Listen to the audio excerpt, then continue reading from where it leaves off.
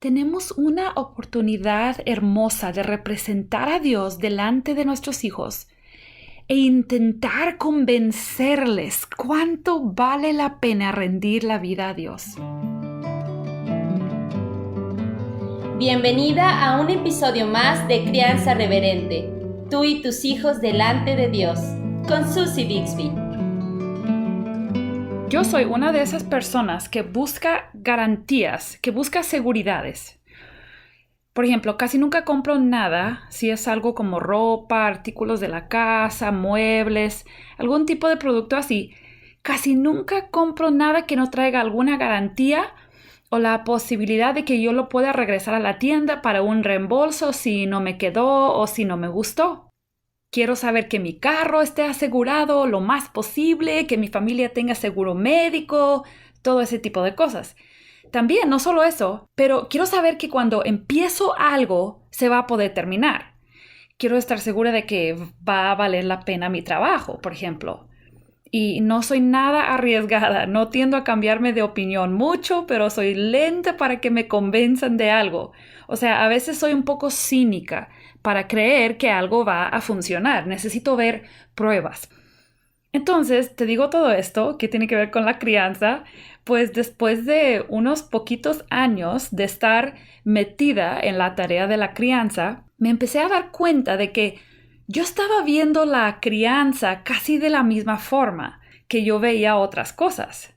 Yo leía libros, yo pensaba en cómo mi mamá hacía las cosas, tomaba todo en consideración y luego yo decidía cómo iba a hacer las cosas de la mejor forma. Y casi sin darme cuenta, también ya traía en mi mente cómo todo tenía que salir. ¿Qué iba a ser los resultados garantizados, por decir así? Dios me dejó un tiempo ir por mi camino del sábelo todo, porque me mandó a un bebé de tus sueños. Mi primer hijo fue uno de esos bebés que luego tú le envidias a tu amiga porque tiene un bebé así. Él se portaba de maravilla, él comía súper bien, él era sano, él dormía excelente, era contento, era amigable con otros. Realmente, yo creo que pocas veces en mi vida he conocido a otro bebé como mi hijo mayor fue. Entonces, lo que sucedió fue que yo me convencí de que todo esto fue así por la forma en que yo lo crié desde el principio. Casi desde que nació, desde las primeras semanas de su vida, yo empecé a implementar como un tipo de horario flexible, horario de comidas, horario de dormir, horario de jugar. Yo le hacía tener su tiempo de estar solito, entreteniéndose solo un ratito para que no se embrasilara, como decimos aquí en México. Yo le obligaba a dejar que otra gente lo cargara para que él se acostumbrara y no fuera antisocial. Bueno, yo hacía muchas cosas intencionalmente, pero lo que yo no me di cuenta es que yo había llegado a suponer que él era un bebé así porque yo lo criaba así. Pues mi esposo y yo, la verdad, estábamos muy felices en la tarea de la crianza con un bebé así, pues ¿quién no? Y como ambos habíamos tenido la experiencia de tener otro hermano muy cercano en edad, cuando crecíamos, queríamos tener otro bebé luego, rápido. Entonces, cuando mi hijo mayor tenía 7 meses de edad, yo ya estaba embarazada de mi hija, mi segundo bebé. Y realmente yo no me sentía así como abrumada con la idea de tener 2 chiquitos porque yo creo como el primero había sido tan fácil, yo sentí que lo tenía todo bajo control. Pero esa niña nos cambió la vida, nos sacudió todo. Nació en su propio horario, con sus propios gustos, con una personalidad muy fuerte y con un deseo de estar despierta siempre y no dormir más de 45 minutos en ningún momento del día. Volteó de cabeza toda mi supuesta sabiduría de cómo son los bebés y todas mis ideas muy formularias de que si haces esto, tu bebé va a ser así y asá. Gracias a Dios no fue una bebé de mal humor en general. Y sí nos dio suficientes sonrisas para recompensar la falta de sueño. Y ahora, pues ni se diga, el gozo que nos da definitivamente hace que todo valga la pena. Pero siendo honesta, soy una persona que prefiere estructura, que quiere saber qué va a poder hacer en el día y poder completarlo, incluso a veces hora por hora, tener un horario, una lista de quehaceres. Entonces, cuando mi hija no se conformaba a mi horario, que no quería dormir su siesta cuando yo pensé que debería de dormir, cosas así, yo me desesperaba. Entonces fue que empecé a dudar de mi metodología. Y eso fue una de las mejores cosas que pudiera haberme pasado.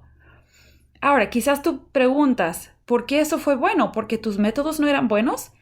Realmente no creo. De hecho, yo todavía recomiendo muchos de los mismos métodos que yo usaba con mis bebés. Yo los recomiendo a las mamás que me piden alguna idea, alguna sugerencia, porque creo que, por ejemplo, que la Biblia enseña que hay principios bíblicos del orden, de la rutina. Creo que estas cosas ayudan a los padres a incorporar a sus hijos a su hogar y no centrar su hogar alrededor de un niño, un bebé. Entonces creo que hay muchas ventajas de tener un hogar que tenga disciplina y rutinas y hábitos sanos, todo eso. Yo crecí en un hogar así y yo he querido criar a mis hijos así. Entonces, ¿por qué digo que fue bueno que yo empezara a dudar de mis métodos, de mi sistema, pudiéramos decir? Fue tan bueno que yo dudara de mis métodos porque ahí fue cuando Dios me empezó a revelar algo que estaba pasando en mi corazón, que yo no me había dado cuenta. Era algo muy sutil. Yo había tomado ideas, sugerencias prácticas de otras personas y mis propias ideas, y yo casi las había hecho como una religión. Y el sentido en el que digo eso es que, ¿qué pasa en una religión? Una religión tiene alguien en quien confían y tienen una meta hacia la que, o un objetivo hacia el que ellos trabajan, ¿no? Esa es una religión. Entonces yo había puesto mi confianza en un sistema, en una fórmula, para tener niños bien portados y niños sanos y para yo tener una vida y un horario bajo mi propio control. Entonces la que tenía las manos en el volante, pudiéramos decir, era yo. Y cuando yo me vengo dando cuenta de todo esto, ya mi corazón estaba viendo hacia el futuro imaginado de mis hijos inteligentes, sanos, sirviendo a Dios. ¿Pero por qué?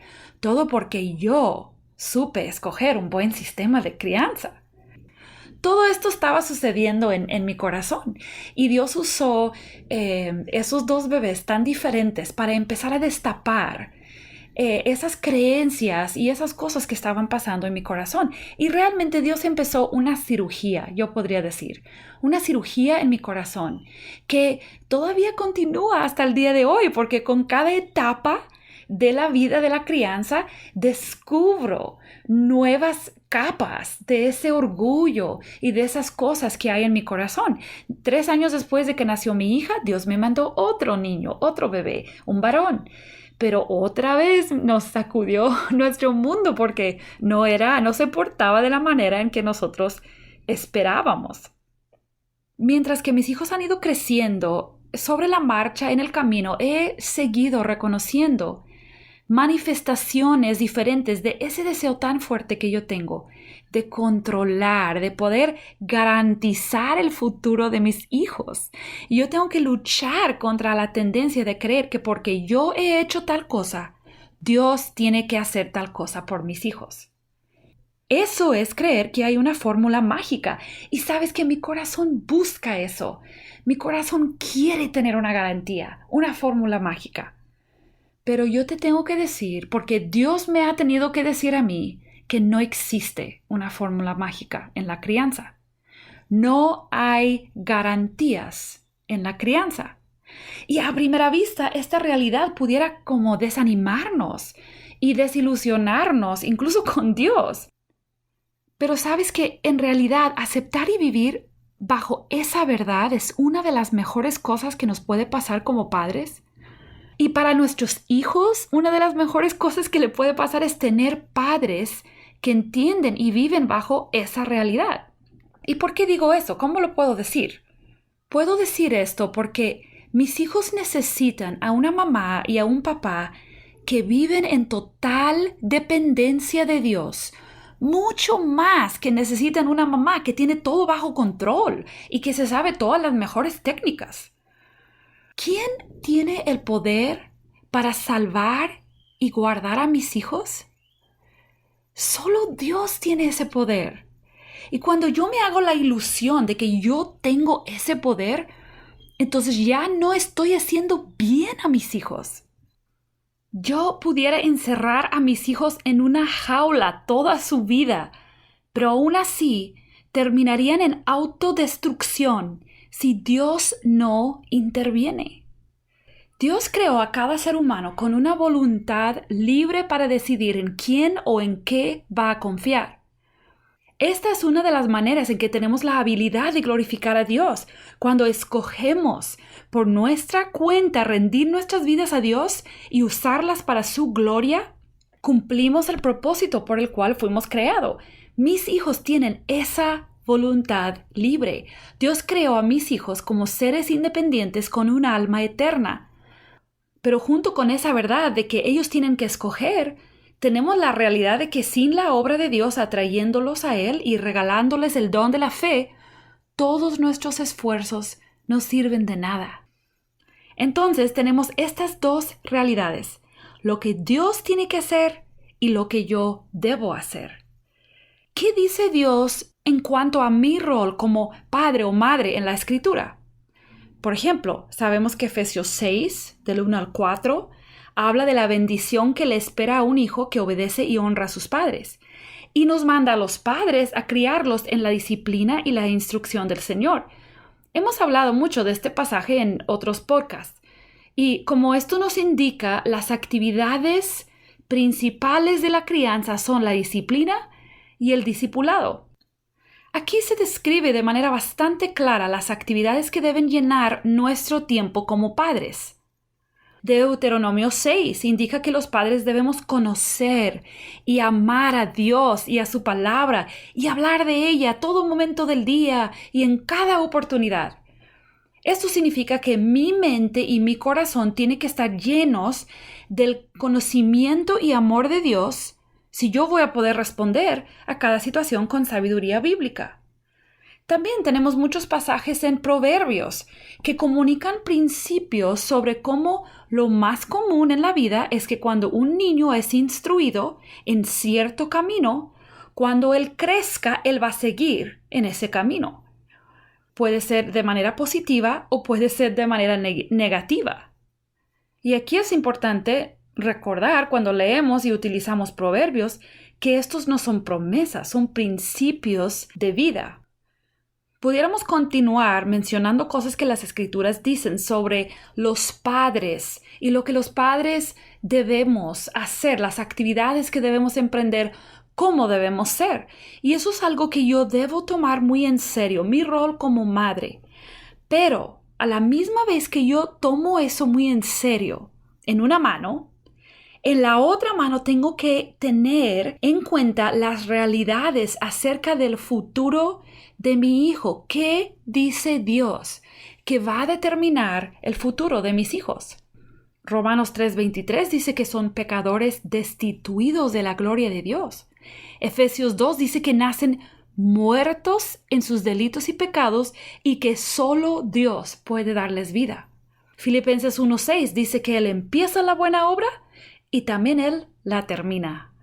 Filipenses 2:13 dice que Dios es quien produce tanto el querer como el hacer para que se cumpla su buena voluntad. Entonces, las realidades que tengo que tomar en mis dos manos son estas. Tengo una gran tarea que emprender en la crianza. Tengo una gran responsabilidad como instrumento en las manos de Dios para obrar en la vida de mis hijos. Soy representante de Dios en mi hogar, pero Él sigue siendo el Dios omnipotente.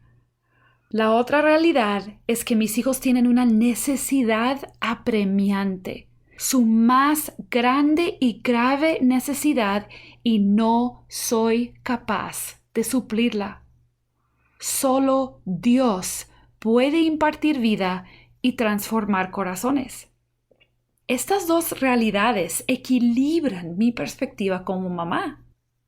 Si tomo la primera sin la segunda, me creo en control Y eso es muy peligroso. Si tomo la segunda sin la primera, no seré diligente en apuntar a mis hijos hacia Cristo, quien puede suplir todas sus verdaderas necesidades. Entonces, ¿cómo evito tomar el volante y creerme en posesión de una fórmula mágica? ¿Cómo evito desesperarme cuando me doy cuenta de que mis métodos y mi control no están funcionando según mi plan? Mi respuesta debe ser rendirme completamente en dependencia de Dios, recordar su carácter, recordar sus promesas. Él dice que no desea que ninguno perezca. Dice que el sufrimiento es necesario para el crecimiento. Dice que nunca nos deja ni nos desampara. Él es nuestro buen pastor. Tengo que entregarle a Él ese volante que yo siempre quiero tomar. ¿Y cómo evito, del otro lado, ser irresponsable con mi gran tarea de crianza? ¿Qué debo hacer cuando reconozco que no he tomado en serio mi papel? ¿Que me he confiado en la bondad de Dios o me he creído las mentiras del mundo de que quizás mi carrera es más importante que mis hijos y Dios se hará cargo de ellos? Tengo que recordar que un día daré cuenta por cómo administré el tiempo con los hijos que Dios me prestó. La flojera y la pereza en la crianza van a dar mal fruto un día. Tengo que pedirle a Dios que me ayude a tomar en serio este papel de crianza y recordar que nuestros hijos se pararán delante de Dios un día. Tenemos una oportunidad hermosa de representar a Dios delante de nuestros hijos e intentar convencerles cuánto vale la pena rendir la vida a Dios. ¿Sabes lo más hermoso que ha pasado en mi corazón por haberme dado cuenta que quiero una fórmula mágica, pero que esa fórmula no existe? Ha sido el largo proceso que Dios ha ido llevando a cabo en mi corazón. Amigas, el mismo proceso es tan valioso. Dios nos está quitando el orgullo y la autodependencia, una crisis a la vez. Esto es señal de su gran misericordia cuando me revela que mis métodos no son garantizados. ¿Qué don más grande? Cualquier cosa que me manda corriendo a depender más de Dios es un gran regalo. Entrega a tus hijos a Dios. Acepta el proceso que Él quiere hacer en tu vida y también en sus vidas, aun cuando no lo entiendas. Esta semana yo te reto a anotar por lo menos 3 áreas de tu crianza en las que estás tomando el volante y no reconociendo el control de Dios. Y quizás también puedes encontrar algunas áreas donde estás siendo perezosa en tu tarea de crianza espiritual con tus hijos. Que Dios nos ayude a seguir creciendo siempre como padres.